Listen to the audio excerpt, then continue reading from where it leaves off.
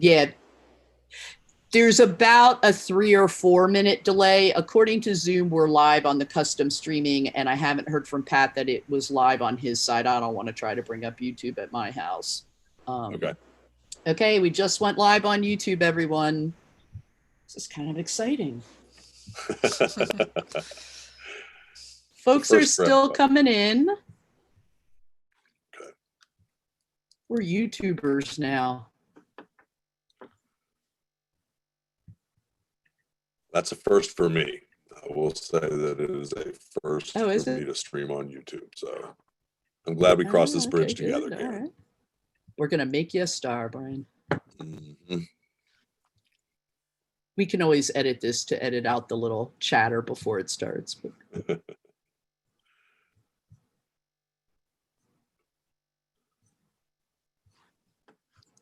welcome, everyone. We still got a few folks coming in, so we'll go ahead, I think, and wait just a minute or two to get started.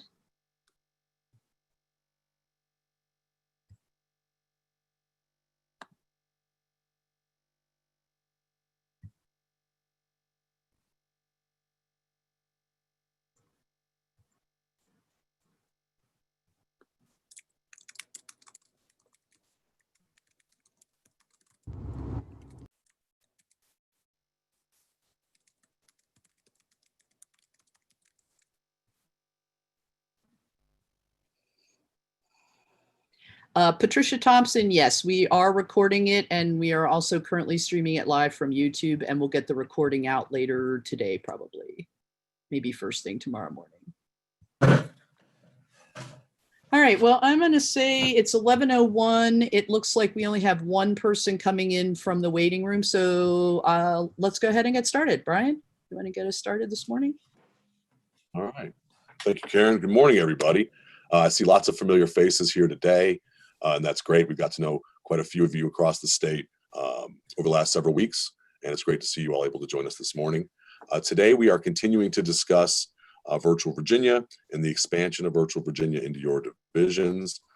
This is the second installment of the webinar series with VISTE Virtual Virginia. And today we're taking a view from the central office, because as you begin to deploy the learning management system in your division, it's a really good idea to just hear from others and hear from their experiences. So today we have Today we have a great it's never like that. There we go. Group of presenters.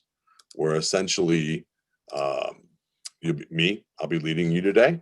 Joining us is Karen Richardson from VISTE, Reggie Fox from the Virginia Department of Education, Diane from Prince William County, and Jeff from Charlottesville City. So this panel today, we're going to be discussing their perspective and some of the things that they've undergone in their deployment of a learning management system in their division, and share that perspective with you.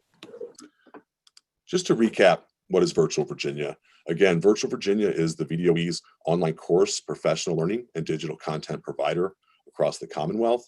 Going forward, we're going to be leaned on to support school divisions with a learning management system platform, with content, and with training. And as you begin to deploy your platform in your divisions, we're going to talk about how it's a solution to provide scaled online content delivery to your students by your teachers. And we're going to talk in detail about the learning management system and what affordances that can provide you, your students, your parents, your staff, and your personnel. We're going to talk about onboarding. Essentially, this is the whole ecosystem of the division. And so when we begin onboarding schools and then teachers and students, ultimately, what does that look like? And what are some of the ways in which you can support all three of those groups? Obviously, Virtual Virginia does provide content as well. So as we go forward in the webinar series, we'll be talking more about content and how teachers can use that content or develop your own local content within the division. And then obviously the bigger piece is that professional learning space that Virtual Virginia will provide. And that's training for central office, administrators, counselors, educators, and other staff and personnel in your division. And that's really what we're doing here today. And VISTE is going to be our operational arm and really help us as you begin to initiate the support and guidance and the professional development and training in your division. And you begin to take a lens of collaboration and what that means in deploying the environment in your division. VISTE is here to support, and they come in in many ways, and there's a timeline. Karen, you want to talk briefly about that? Okay, sure. So this summer, so right now we're doing these overviews. We're running those through June 17th. Next week, we've got 4 great coaches lined up who have been coaching folks through this. So ITRT folks who can give some tips to that particular group of the things they've done to hopefully be successful. When July rolls around, we're working on this right now. We're taking a train the trainer model for this. So we'll be reaching out to the school divisions who are officially on board and inviting you to send a certain number of people to come and get kind of more in-depth training. We'll have a playground or a sandboxing in our instance of virtual Virginia that you'll be able to work with. We'll be doing a little bit of homework and mostly sort of training those trainers with materials that they'll be able to use. And then, as I said, the goal ultimately is to create a statewide users group of support, but VISTI will also be able to work with individual school divisions to do customized PD. And we're also going to be particularly focusing on content and grade levels as well. We think grade levels is probably the most important dividing line on this one, because what a high school AP science teacher does with virtual Virginia is going to be very different than what a 3rd grade math teacher does with virtual Virginia. And so we want to make sure that, unlike the days when we just showed everybody how to use PowerPoint and then we sent them on their way, we really do want to customize and personalize this as much as we can. So look for those announcements. We are putting some of this together right now, but in the next week or so, we'll have the plan in place. Thanks, Karen. And so again, today, our focus will be the perspectives from a division level. And our first guest is a good friend of mine, Reggie Fox from the Virginia Department of Education.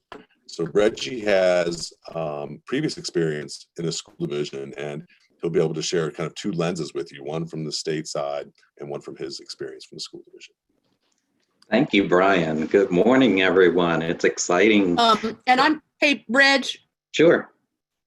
I was just going to jump in here real quick. I don't think Brian did you justice. So Reggie Fox in York County was doing online learning before most of us even had any sense of what online learning might be. I think experienced was the word that we decided to choose. But just for folks in the room who aren't familiar with Reggie, York County did some of the very first online courses. Pioneer, Stephanie Beam, there you go, Pioneer. So I just wanted to make sure that people understood this, that you are speaking to someone who really has been in the lead on online learning in this state. Thank you, Brian, and thanks, Karen, and good friend Stephanie there in the chat. Thank you, and it's exciting times to talk about this shift from face-to-face to online learning. And as we continue to really experience the impact of COVID-19, many school divisions, as we know, are challenged. You are challenged with moving your students from traditional learning to online learning. And we know as leaders, you're designing and implementing ways, as Brian mentioned, even with the opportunity for a learning management system and content to be available to students. So to really build a program that helps your students stay connected with students in meaningful ways. And so really the questions come up, how do we engage students online and keep them motivated to learn? And how will you help teachers balance the time spent online and providing creative experiences? So first, I want to mention that video we created with the continuation and continuity of learning task force, this Virginia Learns document, Virginia Learns Anywhere, which can be found on the video website's homepage. So the document provides guidance on several of the topics that we'll be discussing here today, and innovative approaches in shifting this learning to online. And the plan outlines your roles, maybe as administrators and leaders in supporting teachers and families in the use of technologies, learning management systems, and professional development, and really how to engage students online. Also, I wanted to mention that the Go Open, Gene Weller has been doing an awesome job with hosting and creating this as a vehicle for all educators to access resources that have been developed in a way, a wealth of digital content and resources and web links that are available to you as educators. In addition, the PBS stations have aired the Virginia classrooms, which have been instructional sessions on public television with content. So we appreciate really everyone operating as a team to try to bring you resources that can be used. So when I view this transition, I view it kind of in a threefold approach, and that is really continuity of helping you with devices, connection, teachers, instructions, students, and parents. And really, this transition is focusing on how we can really provide additional devices, computers, tablets, so that the learning can continue. And I was a part of the IT Directors Forum, which they have worked to connect and deliver creative ways to ensure that equity gaps are closed by providing students with devices and communicating with internet providers to give low-cost service and increase service to allow families to have connectivity. So any increased funding to put devices into the hands of students, I know that divisions like you are doing that as much as you can. And then when we switch gears to look at pedagogy and online learning, we know that professional development is most important, because we want to ensure that our teachers and staff are equipped with the tools that they need to provide the best and most appropriate learning. And so we are providing these webinars, including experts from the field and partnering with agencies like VISTI, so that we can share information and come together and use the chat as a way. And we're talking about a Virginia forum where we can continue to collaborate and provide tips and guidance on moving and the shift to online learning. So one of the suggestions is to identify those power users and leaders in your school division that can help to shift this pedagogy and provide teachers with training. Some of the questions that we get when we're moving to online learning is what content needs to be made available. And I know that we can agree that uploading just chapters of textbooks or worksheets is not effective instruction. So how do we use the tools that we have available to give the most effective instruction that we can, best practice? And how do we get teachers to communicate? Because that's really the foundation in an online arena, is communication being important, and making that plan to ensure that the teachers are present online. I think that's the most important thing, is enabling students and having students feel that they have a teacher and that teacher is present and have support. As a virtual principal, one of the things I looked at in virtual courses was to see how the teacher's communicating and interacting with students. So, for example, what will be the expectation for your teachers? Are they meeting with students on a weekly basis? Do you have times set up to encourage teachers to meet students? And are teachers communicating clearly and consistently the expectations that they have in the class, so that students will have an understanding on how to navigate, complete tasks, and be successful? Maintaining classroom customs and norms as much as possible when communicating with students, and reminding students how best to communicate with the teacher so that they're meeting their needs. All of these guidelines need to be set. And we know that good communication really happens through asynchronous and synchronous learning. That's one of the things that we've been talking about and helping teachers across the state and leaders like yourself. there has to be a balance between live interactions with students and the amount of asynchronous work that's being assigned to students.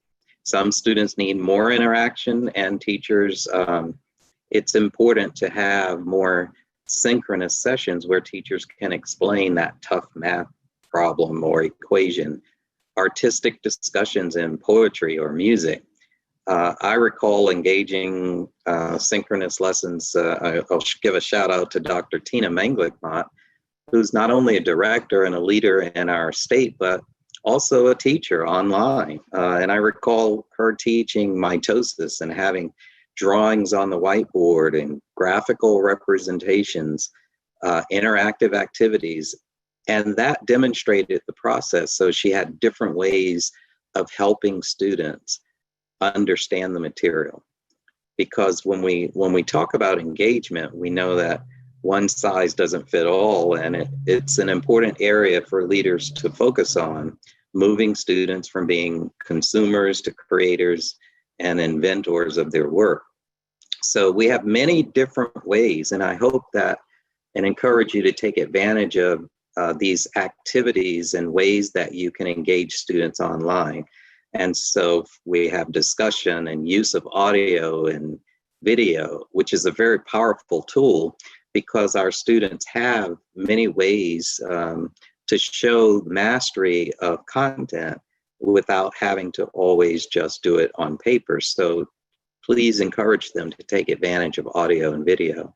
Simulations and virtual tours and demonstrations. One of the things that I used to encourage my teachers to do is just take their phone, and as they were doing a demonstration in class or working a problem on the whiteboard that they knew that was challenging, it's a challenging concept for students, to go ahead and record that. And then it's not coming from the web, it's the actual teacher posting the video in their course or online. And it only takes a minute, just a simple minute to do that.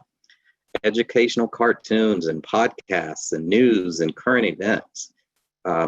So help teachers be thoughtful in their process of assigning the work. What is essential content? What is the learning going to look like? And break down that content into simple tasks so that students can meet those objectives and expectations.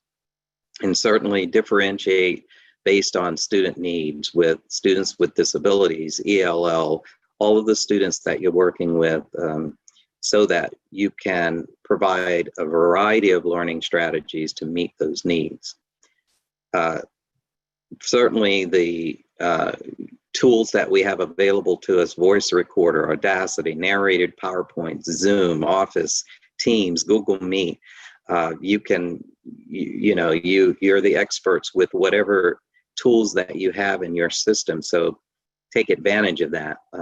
And so I'm just going to, my final point is, as I wrap up my section, is assessment and feedback. And that regular communication and feedback is essential so that students understand what they've learned, how to move forward with their learning. And of course, that doesn't mean just a test or a quiz, as I've reflected on different ways that you can engage students online and provide different assessments, multiple opportunities for students to meet the same objective, but just in different ways. So describe the criteria broadly so that mastery of the content can be demonstrated. And let students have self-reflection and self-assess and personal journals that they can provide impressions and even feelings about their experience with the new content. So I know that all of you, it's exciting times, and all of you will continue to use all of these tips and tools that we are providing to you to provide and make learning experiences positive, and that we can continue to share about this shift from face-to-face to online, especially in this critical time. So I think that wraps up my section. And if we'll entertain questions or move to the next. Good. So we are busy answering questions in the Google Doc, and Rod just shared that link again. And it looks like I think it's Sarah who's busy in there typing away. We're all anonymous critters this morning, but if you check that doc, she's answering some of the very kind of detailed questions that folks have. But are there any general questions for Reggie? Anybody would like to put into the general chat? Something he said piqued your interest, or?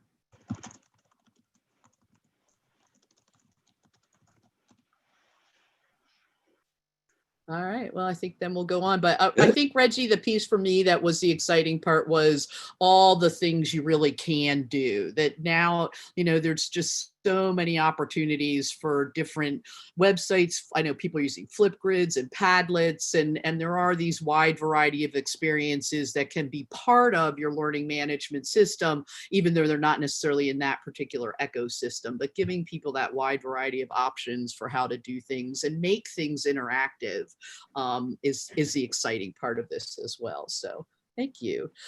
So Brian, can you cue up our next slide? And we're welcoming Diane Harrison, and Diane comes to us from Prince William County. I will also do a shout out because she is on the VISTI Board of Directors as well. Yay, VISTI! Yay, VISTI. Hi, Diane. Hello, everybody. So Prince William County is a pretty big school district. We are a site-based managed school system. So that means a lot of our school-based administrators make decisions for their school about the tools and resources that they use. And it's very difficult to get one thing that everybody uses across our district. However, we started having conversations about a learning management system that we would require all schools to start using probably back in February.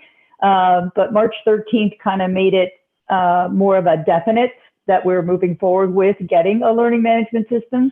So we've been working with Brian Mott with our virtual high school program, which used a learning management system, but that was the only program in the county that used an LMS. And as we started talking more with Brian and they moved over to Canvas. And then we found out that the community colleges in Virginia also moved over to Canvas. We felt as though we wanted a tool that kind of helped our kids be prepared for their next level of learning. We also heard from many universities in Virginia that they felt Prince William County students weren't prepared with using a learning management system. So that kind of hit us in the face. So we felt we really need to do this. So on April, I think it was April 6th, we started doing training just with our ITCs, just to get us started. We had Canvas trainers come in and did a train-to-trainer sessions with our ITCs, and our ITCs, already stressed with figuring out online learning and supporting their teachers, took Canvas on like it was nobody's business. And they teamed together, they created materials, they created videos, they published. We had a group of ITCs that created a ITC for all Facebook group that teachers are joining to get help and ask questions about how to use it. So these new leaders have emerged because of this implementation or start of an implementation with Canvas. So the training is very important, and who you train is very important. Canvas for us, provides a lot of things on their own. They have Canvas guides that are both video and documentation. So we've been using a lot of those to get started and share with parents, share with students. So I think the training aspect is very important, how you lay that foundation of who knows what and how. And we've leveled up the training with Canvas. Since April, we've had 2 other sessions with our ITCs. So we got the basics, and then we add on more to the basics. And now we're getting into more specifics. So like next week, we're going to have elementary specific training with Canvas on how do we use a tool like this that normally is used in higher education. How can we make it appealing and useful to our littles, our elementary kids, pre-K to 5. So we're having very specific training on that. The other piece that we've learned is collaboration. It's not just the tech department that's working on this, it's everybody. We have to change culture. And when we change culture, we have to talk to our professional learning groups. What are they, what professional development are they offering? How can we work Canvas into that? The understanding and idea of online learning and online learning and teaching and learning practices. So we've been working a lot with them, and they've been bringing in focus groups to have conversations about what's needed out there. Our student learning group is our curriculum team. They also need to know, well, how can they use the power of an LMS to help support our teachers and, in the end, impact learning. So they are all having conversations. Looking at the accessibility tools within Canvas to help our students with disabilities, or are there things to help with our ESOL students? So working with our student services and our ESOL programs, and better understanding how Canvas can be used to approach those learning needs. The other piece we're learning is communication. We have all of these different departments doing all these different things, but we have to remember that the teachers are going to be the recipient of whatever these other departments do, and they need to be told what's coming. They need to know what's happening. They need to know who's doing what. So at some point, we've had a lot of questions from teachers. They're all panicked. They don't know what this tool is.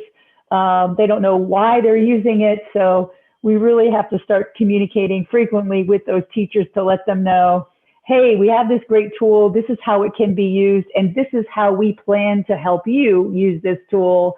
So in the future, like, what would the fall look like? What we're planning for adding curriculum to your courses. So they just need to know what is central office going to do to support teachers in using this tool. Support is another area. It's a really big area, especially with a big district with a very small information technology department. We're very small. We don't have a dedicated team just to support a learning management system. We have somebody over here and somebody over there, and but we do pool together. But we did purchase the premium support from Canvas so that teachers, I think parents, staff members, anybody in the county can chat with support, email support, or call support. So there are our help desk has been trained as well, but there are just some things we can't know everything. So we do encourage staff to contact the Canvas help support for some of their questions. And those three methods of communication have been very, very impactful for our teachers. Setting up. So I think Karen had mentioned that we're building this plane in the air as we're flying it, and that's true. We learn something every day. We pretty much opened up everything for our staff to be able to do what they needed to do to learn, explore, create. Yeah, but now we're learning that we might have opened up some things too much. So now we're starting to make some changes and take away some of those rights to change our learning management system or change settings. We're looking at who really needs to have access. Our principals need to know what's going on in all the classrooms, what they need. They want to see what's going on in courses. So we want to make sure that they have access to that. Canvas, since we chose Canvas, Canvas does integrate with Google Drive and Office 365, which is great. We can pull files that we've always that we've been using, because we're a Microsoft Office 365 district. We use Teams a lot. So it's really nice that a lot of things can be accessed easily. They can have Teams meetings right within Canvas. They can share documents. Kids can collaborate on Office 365 documents right in Canvas. We have a few schools that are Google or G Suite schools, so they can also take advantage of accessing their files and collaborate just like they did before. It's just that Canvas gives it a nice big, it's an overarching one-stop shop for everything. We can also integrate a variety of applications that we're learning. Flipgrid, embed a Flipgrid activity right in Canvas, right in a page. They don't even have to leave Canvas. It's just, you can do everything within Canvas. So we're learning about how different applications integrate. One of the things we're working on this summer is another big plus for using a learning management is the grades. If you create an activity or an assignment in Canvas, hopefully in the fall, the grades will automatically show up in the grade book, so the teachers don't have to grade something here and then go back and grade something or put that grade in the grade book. So It'll just be one place. So overall, I think the implementation of a learning management system in Prince William County is going. We're learning a lot on the way. We learn a lot from the teachers and their questions and their needs. So we always want to keep that ear open to hear what it is you're trying to do and how can we help you do that, because then we learn what changes in Canvas can be done to make sure teachers can do what they need to do. So the other part to this is those teaching and learning strategies. Good practice in the classroom can overlap into our online learning. And I always think of the word engagement. So how do you engage your kids in a face-to-face situation? Well, how can you engage those same kids in an online situation? And engagement is not just keeping them busy, but how do you get them to think? How do you give them choice? How do you give them a voice? And there's so many tools within our LMS that can be built right into those lessons where kids can still have choice and voice in demonstrating what they're learning. I think that's all I had. Go ahead, Karen. Yeah, good. So Diane, there is a question in the chat about paying for Canvas support, and I think that's a question for Brian or Sarah. In terms of connecting your SIA, your student information system to Canvas, again, maybe beyond your scope, but that was something that you worked with DOE on doing, correct? Well, we work. What do you mean? We work with Synergy. Let me see. I'm trying to look for the question. Can you explain how you are connecting your SIS to Canvas? Sure. We just do an export. We have Canvas already has a file format for CSV files, and we're able to do an export right from Synergy. In fact, the files are directly from our Synergy is our SIS platform. So the files go right from Synergy to Canvas. And they have 3 different files, I think, or maybe it's more than that. We have a people file, a course file, an enrollment file. I don't know what else, but it runs nightly to update, but it brings over the courses. So if you're a teacher who has courses that you're assigned sections of the student information system, those courses are brought over into Canvas. So when a teacher logs in, they see Algebra 1, Period 1, Algebra 1, Period 2. They see all of their courses that were pushed out from Synergy. They're blank right now, but our student learning folks, they're working on developing content that they can push out to all the Algebra 1 courses. So if I'm an Algebra 1 teacher and my student learning supervisors team, they can create content, they can put in standards, objectives, they can put assessment items in, they can put activities at the central level, push them out so the teacher has them. And then at the central level, if there's just a tweak that they want to do to the Algebra 1 course, they could tweak that a bit, and it automatically changes at the teacher level. So those are called blueprints. And that's a phenomenal tool to be able to have, to make sure that all teachers have access to the same content and that they have access to the content that they should be teaching. Okay, perfect. And then one last question from Emily, and we are going to move on.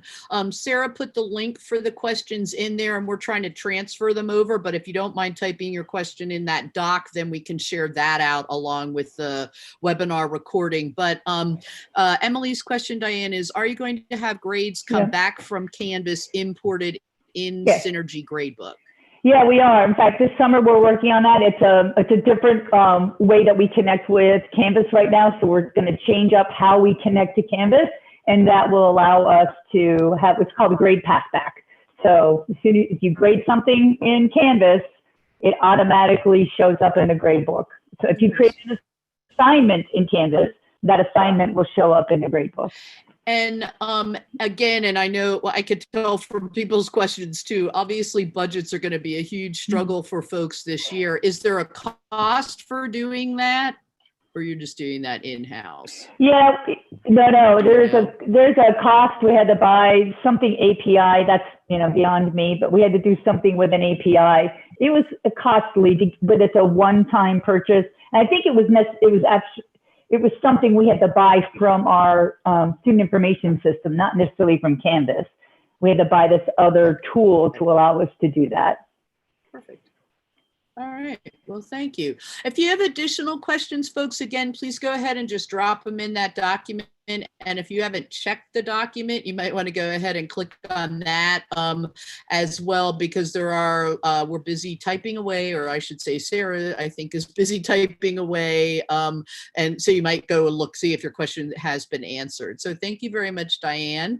And then our last guest for today is Jeff Faust, and Jeff is from Charlottesville City, obviously a little smaller than Prince William County, and he's also involved in the virtual Virginia rollout. So we invited him to come and talk a little bit to the groups as well.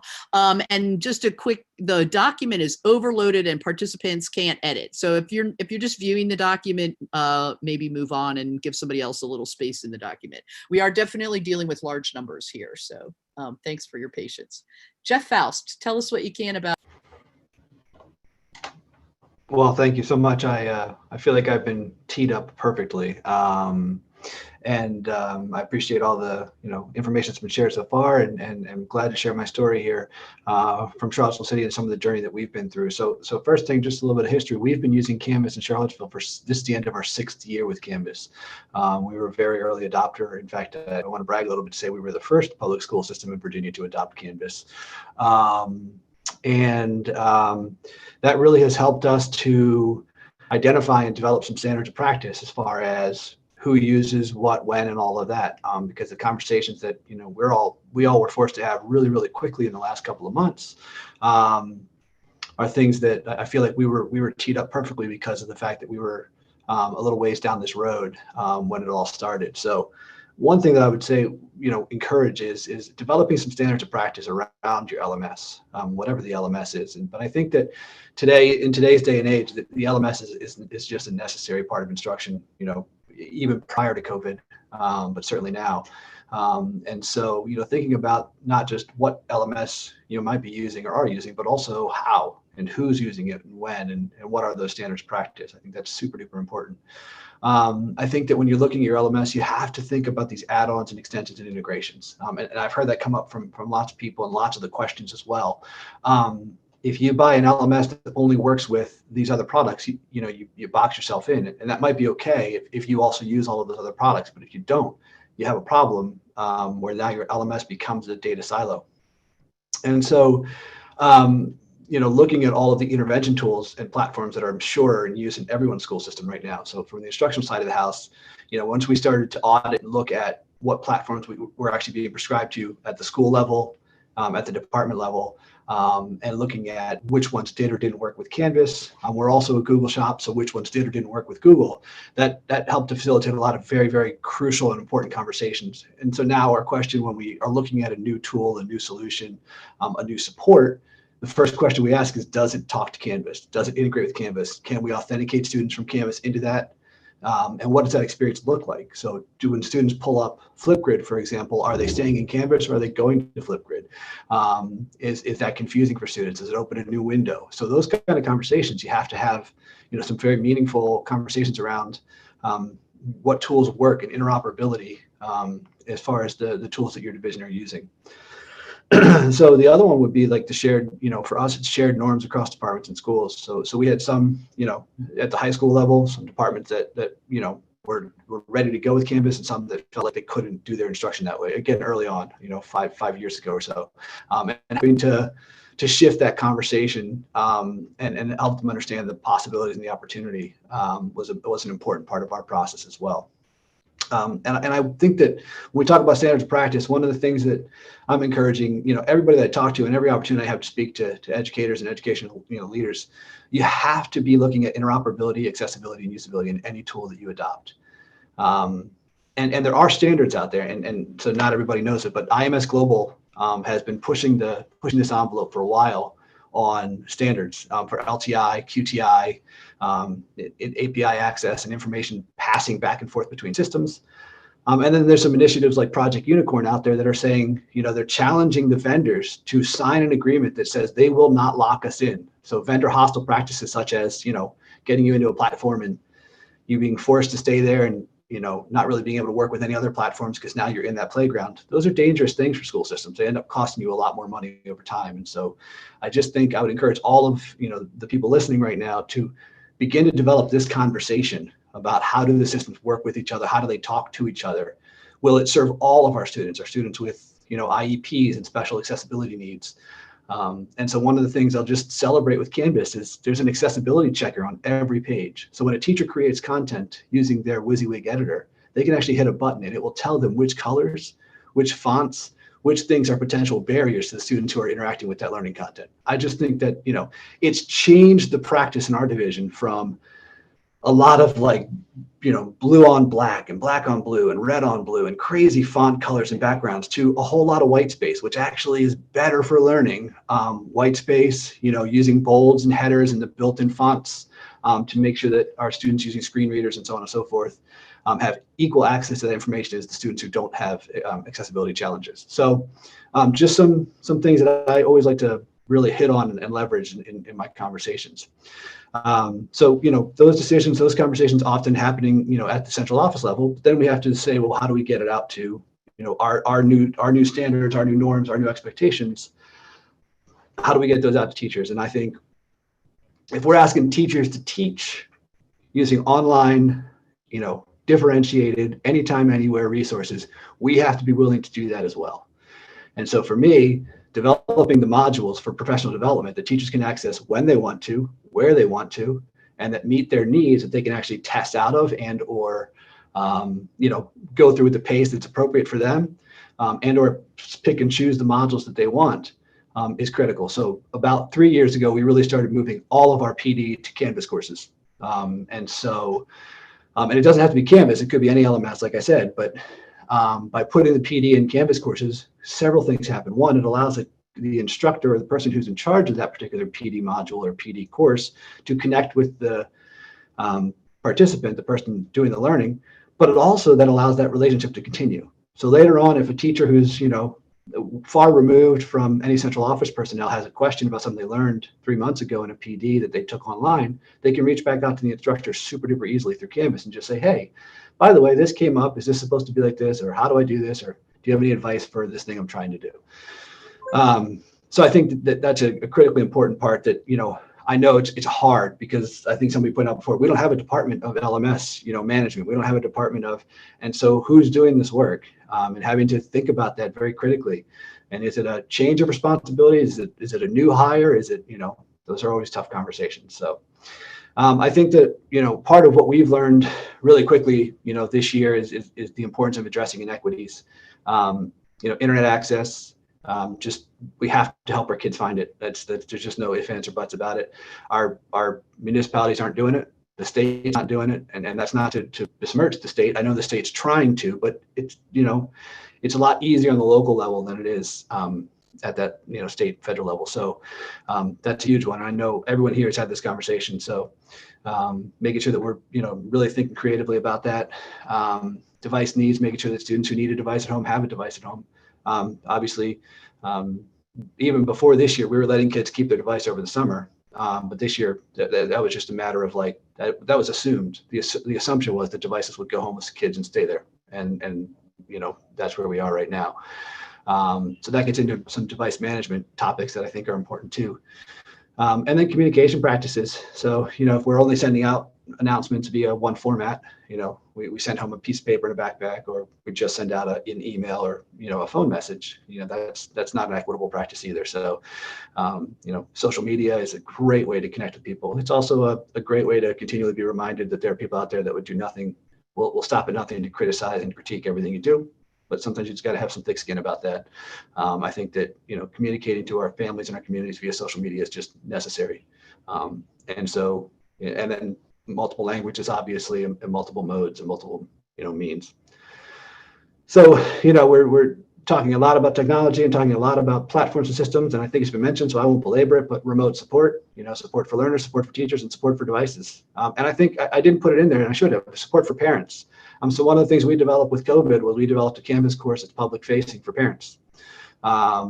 in order to help them understand what the asks were, and how to get to resources and things like that. So that's one of the things that this forced us to go, hey, wait a minute, we have a gap here. We're not doing a great job of giving our parents access to that information as well.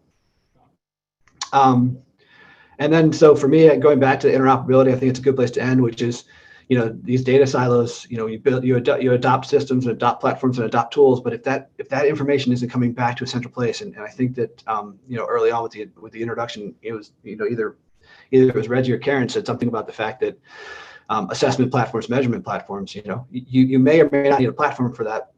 I think you do, but depending upon your situation and your division, you may or may not have it, and it may or may not be on the horizon. But no matter what, you've got to be able to get that data into one, source that you can then pull reports from and query to get the information that you need to measure. Is it working? Because at the end of the day, we can do a lot of stuff, but if we can't speak intelligently to whether it's working or not, then it's kind of all for naught. So that's kind of the process we went through, and I went through that fairly quickly, I think, but would welcome any questions, of course.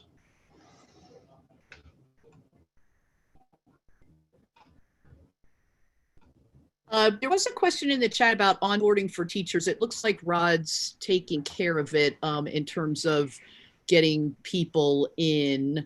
Emily Heller asks, can you expand on the parent course a little?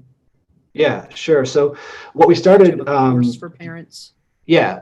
So what we started to get pretty quickly when things were looking like schools were going to close for the year. So, early March was, questions about how will parents know where to go, how will parents know what to do, so on and so forth. And so Canvas has two settings. They allow you to, they have thousands of settings, but specific to courses can be private, they can be public, so they can require login or not require login, and they behave a little bit differently. What we realized though is that you could still have all the course structure, you could still have all of the sort of flow through the information, and present it in the order that was logical, and or the module based view of information, so people could pick and choose what it was they were actually there, sort of like a FAQ page. So we stood up a course for parents. So how do I get for example, our elementary kids access information differently than our high school kids do, right? And so with elementary, everybody signs in through Clever, and we provide them with links to all of the resources they might be asked to go use. Whereas high school is a lot more, based upon shortcuts, desktop shortcuts, and just URLs. Like a high school kid has no problem, you need to, go to Canvas, the high school kid will type it in. So long story short, we develop modules for elementary parents, middle school parents, and high school parents, and going over where your kid will go, how you log in. If you have problems, here's who you contact and how you contact to get that kind of support. And so, that's the kind of thing that we're looking to, continue to build out and roll out, so that, in the fall, it becomes basically an online parent university of where to find the resources and help support your child.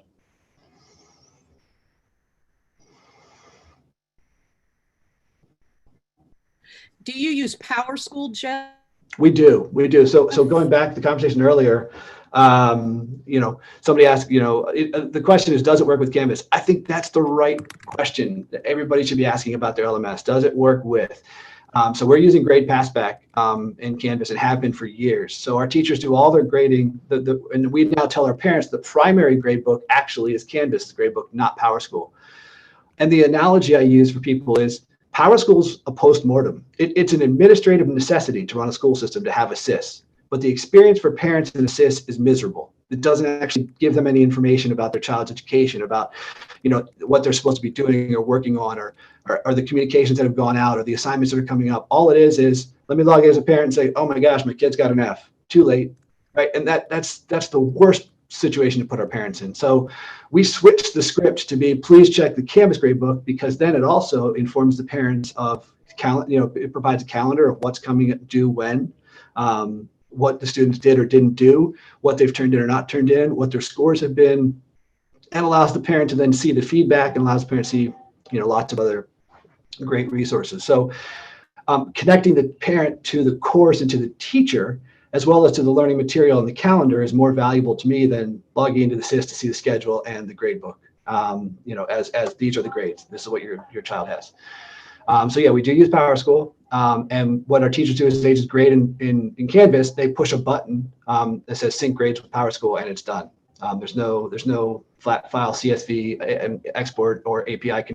Well, there is an API through the middleware vendor, and there is a one-time fee. Somebody asked about it. There is a one-time fee for the setup of that. I don't remember it being cost prohibitive because Canvas already supports fully PowerSchool grade Passback. And so that was, I think it was like $6,000, something like that, to do it one time. And once it's done, it's done. Perfect. We're going to answer one more question here. We are keeping an eye on the time because I bet every single one of us is going to another meeting at noon. So Andrea asks if your parents have a separate login. They do. Yeah. So in Canvas, there's something called the observer role. And the observer role allows parents to see their students' courses, or their child's courses, see the work that's being done, see the calendar and all of that. And so you have different roles. Parents get to self-enroll with a code that allows them to connect to their child in Canvas as an observer. And the really cool part, one of the really cool things about that is that teachers actually get to see who the observers are in their course. So which students' parents are also engaged and connected, and teachers can even send a note to the parents through Canvas to their observer account, or a text message, or an announcement. Perfect. Well, thank you very much, Jeff. And I'm already thinking here that while our focus in July was going to be more on instructional, getting into Canvas, getting stuff set up, clearly we're going to need to schedule some more get-togethers for our technology directors as well, so that we can make sure that we are helping them get out of their silo and connect across the divisions as well. So look for some of that, folks, in the room as we move forward. I suspect Jeff may be a big part of that, as well as Diane as well. We appreciate both of you, Diane and Jeff, taking time out from your busy day to start us on this journey. And Jeff, it's good to hear from someone who's a little further down the road and has some things figured out. So I'm sure we'll be coming to you for more expertise as well. Thank you very much. And I'm going to kick it back. Yeah, thank you, Karen. And again, part of this project is connecting all the divisions to a great platform and to great resources, but it's also about connecting you to great people. And I really thank all of our presenters here today. I think it's been really helpful for all those in attendance, and we look forward to growing with you and with each other. Some of us have had a head start on this process. Some of us are getting started tomorrow, right? So as we go forward, it'll be really beneficial for all of us to be in collaboration and communication. Okay, let's go ahead and we'll stop the recording now, and we'll take some questions live in Q&A for anybody who wants to stick around and ask questions for our presenters. So Carmen, they are not. If you check the link at visti.org, and no, it's not my last copy paste. Next Wednesday, June 10th, we will be focusing on coaches. We have 4 ITRTs from various school divisions who will be coming to talk to us about kind of their role in the process. And then June 17th is focused on teachers, but it's not going to be detailed kind of training, but for teachers who got an email from their school division that said, yay, we're going to virtual Virginia, and who have no idea, thank you, Rod, who have no idea what they are. It'll be an information session for them as we then move into the summer training. If you check that link that Rod just dropped into the chat, the descriptions for the next 2 are there for you. And then we're working hard to get the summer schedule in place. Visti went from, hey, come partner with us, to let's do a webinar next week, in like 48 hours. So we are also building things, but we're building them right now, and we'll be pushing that out, that information, to the main contacts at each school division. So I'm excited about it. I love the start of new projects, and I think this one has real opportunity to connect our school divisions in Virginia in ways that we haven't done before. So thanks everybody for coming in, and we will throw it out to Q&A. And Patrick, you could probably stop